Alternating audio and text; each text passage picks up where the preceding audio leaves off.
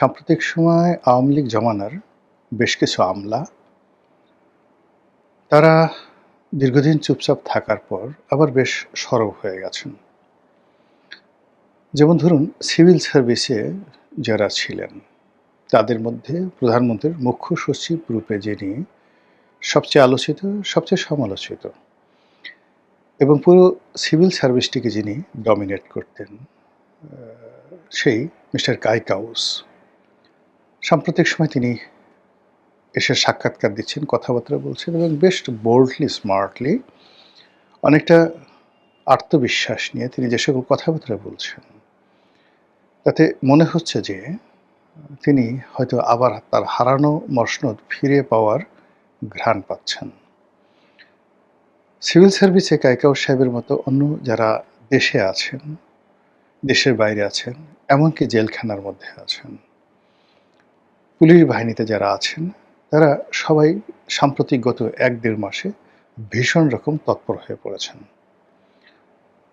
বিশেষ করে আওয়ামী লীগ জমানার সবচেয়ে আলোচিত পুলিশ কর্মকর্তা, যেমন ধরেন বিপ্লব ছিল, তারপর মেহেদী ছিল, হারুন ছিল, তো তাদের আবার এক ধরনের যাকে বলা হয়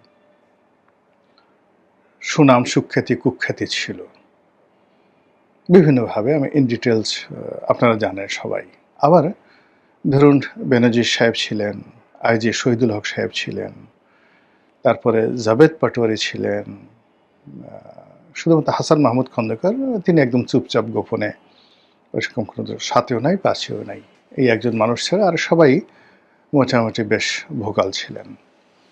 তো তাদের একটা গ্রুপ, এর মধ্যে এই গ্রুপটির প্রায় সবাই জেলে আছেন, কয়েকজন পালিয়ে আছেন, আর অন্যরা গা ঢাকা দিয়ে আছেন, চুপচাপ হয়ে আছেন। কিন্তু পুরো 2007 থেকে একেবারে 24 পর্যন্ত যারা আইজি ছিলেন সবাই আওয়ামী লীগের একেবারে ব্রুট, যাকে বলা হয় সমর্থক।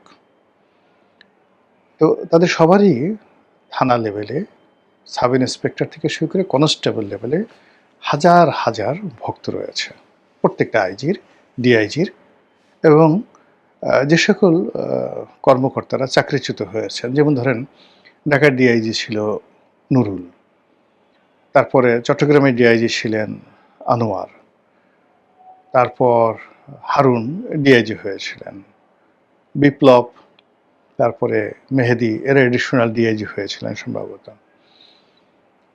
এরপরে অন্যান্য যে সমস্ত কর্মকর্তারা এখন ভারতে চলে গেছেন, তাদের সবারই একটা ওয়াইড রেঞ্জ কানেক্টিভিটি ছিল এবং এখনও আছেন। তারা যে ভারতে গেছেন এই পুলিশের এবং সেনাবাহিনীর একটা চ্যানেল যে তারা মেনটেন করেননি, এটা কিন্তু বলা যাচ্ছে না।